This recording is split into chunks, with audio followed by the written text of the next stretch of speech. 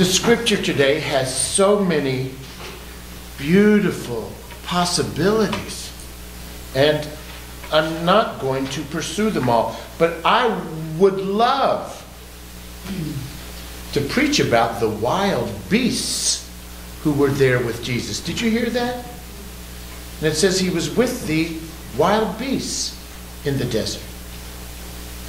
I'd love to preach about those angels. I'd love to preach about the specifics of that temptation, where Satan tempted Jesus with 3 trials. Oh, but I gotta restrict myself to a couple things because I want you to hear them. And they are these things. That the first line of this text today says, after these things, Jesus came from Nazareth. After these things, no, excuse me, it says, in those days, Jesus came from Nazareth. And then I want us to focus on that line that says, and then the Spirit drove him into the wilderness. Not in a car. And then the Spirit drove him into the wilderness. In those days. What was going on in those days?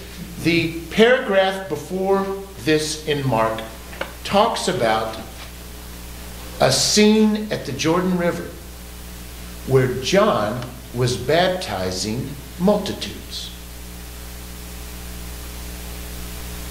In the early 1970s, in Newport Beach, California, now, if you've got a map in your head, you probably have an idea where Los Angeles is. And you might have an idea about where San Diego is. And between Los Angeles and San Diego is the great Orange County. Orange County, home to Disneyland. Orange County, where Newport Beach is located. In the early 1970s, there were incredible scenes of beach baptisms at Newport Beach. In the early 1970s, can you go back then? Hundreds of young people. The boys with their long hair and beards. The girls with their long flowing dresses and shoulder, even longer length hair. Can you see them all? And they flocked to Newport Beach. And in the Pacific Ocean, a preacher named Chuck Smith, who looked like an ancient prophet from the desert. He had a beard. He had long hair. Chuck Smith would baptize these young people in the water. There was one day in 1970 when 1,200 of these kids were baptized in one day. 1,200. And while there were people being baptized in the Pacific Ocean, there's this huge crowd gathered around on the shore. And they're swaying. And they're smiling. And they're singing praise songs. New songs that had never been sung before. Not the old hymns like Faith of Our Fathers. They would create new songs made from Bible verses. There was one young woman named Karen Lafferty. And she attended these beach baptisms and thought they reminded her of what it must have been like when the multitudes came to Jesus. And then she imagined that this was a scene like the Beatitudes, like the Sermon on the Mount. And then she took one of those verses from the Sermon on the Mount and she made it into a new song. And hundreds of people would sing her new song there during these baptismal services. Seek ye first the kingdom of God and his righteousness, and all these things shall be added unto you. Hallelujah, hallelujah. Yeah. You know, these hippies having their spiritual Woodstock with all the excitement, like it was a rock concert. And every week they'd come for a new festival. I think that's what it must have been like when Jesus came in those days, in different days. Because he came to the Jordan, and it said that on a sandbar there was this preacher who wore back to nature clothes. And it said he wore camel skin, and he ate wild honey, and he had a beard, and he had long hair. His name was John the Baptist. And he would baptize hundreds of people. It says in Mark that everyone came from the countryside and even from Jerusalem. Just like everyone would come from Orange County, from Anaheim, and Fullerton, and Irvine, and even from Los Angeles to be baptized by Chuck Smith in the waters of the Pacific. Can you imagine that scene in Jesus' day with all the excitement and enthusiasm of a crowd? We can only compare it to if you've ever been to a great concert, if you've ever been to a great ball game. That sense that you are no longer just an individual, but you're a cog in some great wheel. And all of a sudden you're laughing and you're singing and you're hugging complete strangers. It just has this sense of celebration and festival. That's what it must have been like for John at the Jordan, and for all those people in Southern California, in Newport Beach. Jesus, though, came from Nazareth to this scene. What do you think Jesus is going to make of this scene? Oh, all those kids at Newport Beach, they repented. They said, no more drugs. I don't want to get high on drugs. I want to get high on Jesus. Remember that kind of language? And some people said they were part of the Jesus movement. Back then, everything was a movement. Everybody was real busy, moving around all the time. What do you think Jesus would make of these festivals, these spiritual Woodstocks, these raves? Well, Jesus came from Nazareth. Now, Nazareth was a different kind of place. And of course, there's this beautiful sense of the spirituality of Nazareth. Some of you have met Mother Olga Yakov, the Roman Catholic nun who is our congregation's friend. And she has a convent in Chestnut Hill. And she calls herself a daughter of Nazareth. You know, Jesus, as far as we know, as best we know, lived to be 33 years of age. For the first 30 years of Jesus' life, there isn't much written down. We know about Bethlehem and Jesus' birth. We know about some events in the early life of Jesus with his family. They have to flee and go to Egypt. And then they come back to Nazareth. And then we get one snapshot when he's 12 years old. But what about the rest of the time? Jesus was living in Nazareth. Nazareth is where Jesus learned to be a carpenter. Nazareth is where Jesus bonded with his mother bonded with his Father. Nazareth is where Jesus made friends. Nazareth is where Jesus just perfected the ordinary, simple, quiet life. Nazareth is where holiness happened when nobody was taking notes. No special effects, no spectacles, no festivals, no crowds.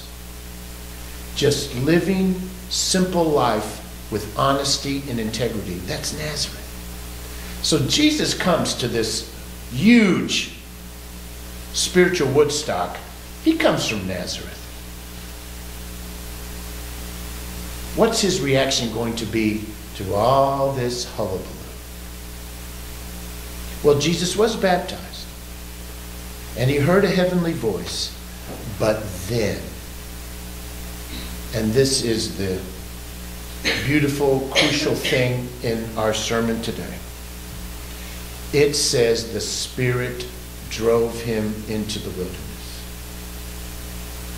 Jesus did not stay at the carnival. Jesus did not stay at the festival.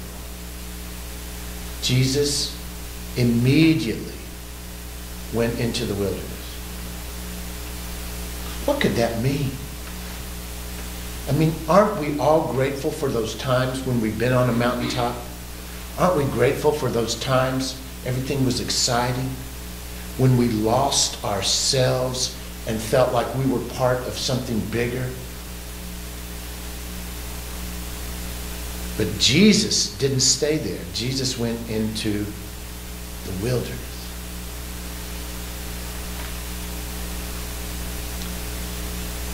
Oh, this wilderness business.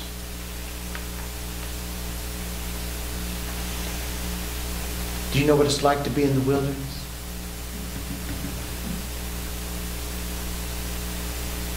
In the wilderness, you feel weak.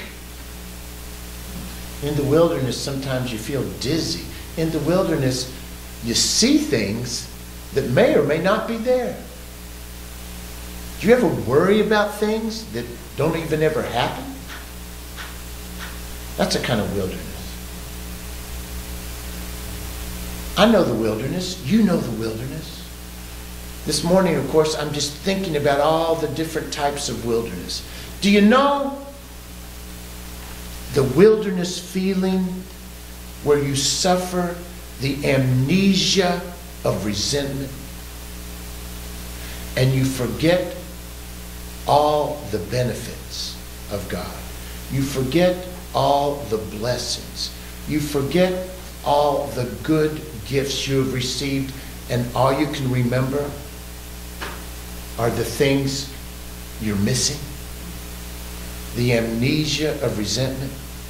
And the only things you can remember are the things that went wrong and are the things you didn't get that you thought you deserved. Do you know that wilderness? You feel so alone and you forget how to be grateful. You forget that tomorrow is not promised to anyone. And all you can do is resent. Do you know that wilderness of wearing these crazy joke shop glasses? And you look out and you see other people, but they're distorted. Because you look at them and you know what you see? You're actually seeing things you don't like about yourself in them. And all around you, you're just so disappointed in these people. And you think, why are they like that? I don't like that. That annoys me. And it's those joke shop glasses. You're seeing in them a reflection of things you don't want to see in yourself. That's a wilderness. Do you know about medical wilderness and physical wilderness? Do you ever wake up and just think, why am I taking all these pills? How did I get here? What happened? I don't even remember.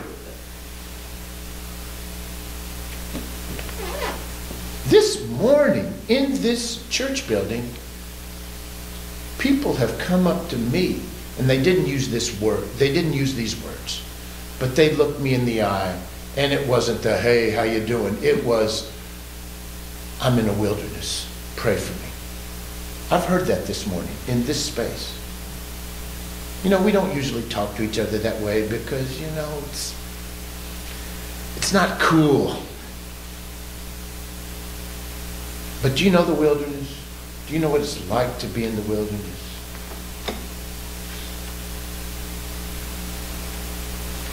The text today, and I know it seems crazy, says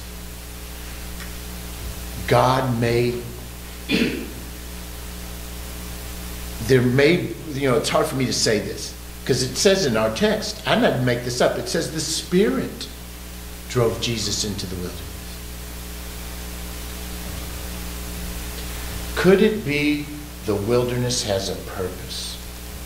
It's not something that you should resent. It's not something that you should deny. It is something you should say, yes, Lord, I am in the wilderness. What do you want me to learn? What do you want me to hear out here? How do you want me to grow in this wilderness? You know, I'm thinking back about those kids. Can we call them hippies at Newport Beach? I was just a little kid then. I wanted to be one of those hippies, but my parents wouldn't let me. My dad insisted we get military haircuts in my house. But what happened to all those young people? They all got baptized. Those days they all said, I have decided to follow Jesus.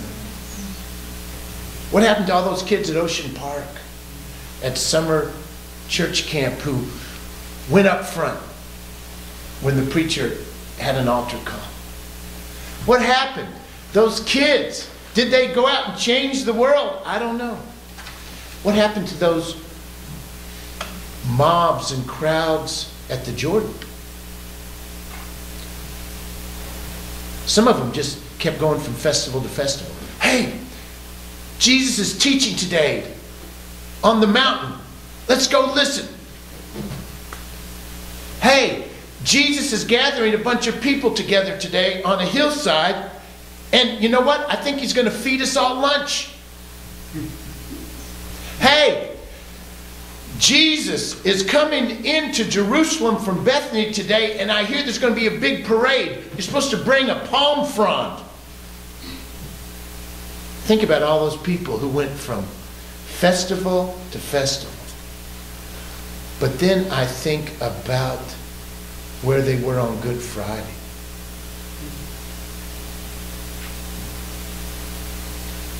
And on Good Friday they didn't say Hosanna. They said, give us Barabbas. And what's the difference between people that just go from festival to festival looking for high?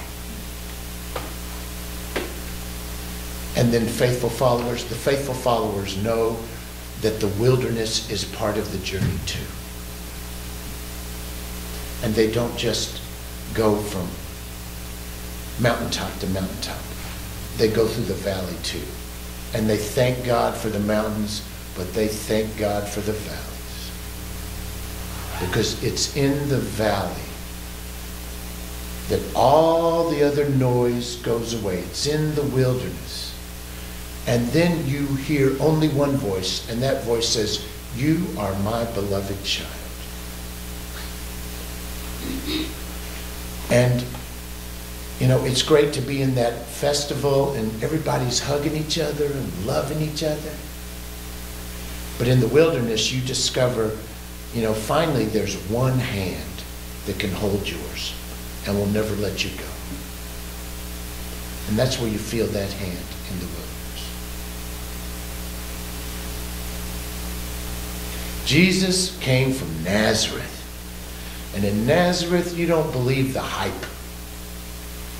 You know the value of getting up in the morning and doing the simple stuff.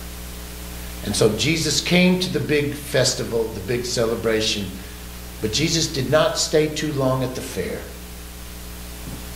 Jesus knew that soon he had to be in the wilderness. We're here in Lent. Lent is a kind of spiritual wilderness for people who would walk through it, who would recognize that this is a time when we feel low. When we accept it, we don't deny it. We don't try to drug it out of us. And we say, this is a gift from God too. What can I learn in the wilderness?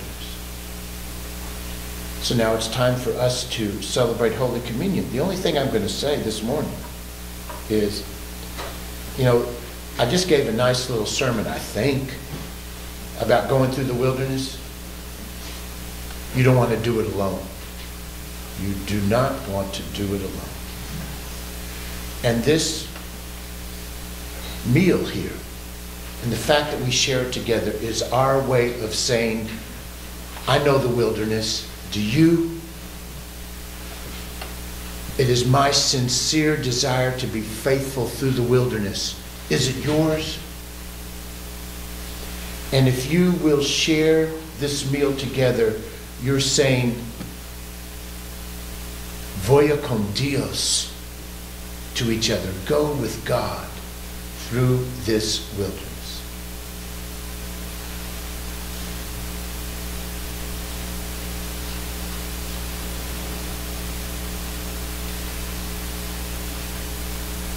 Before we celebrate Holy Communion, we're going to sing our communion hymn.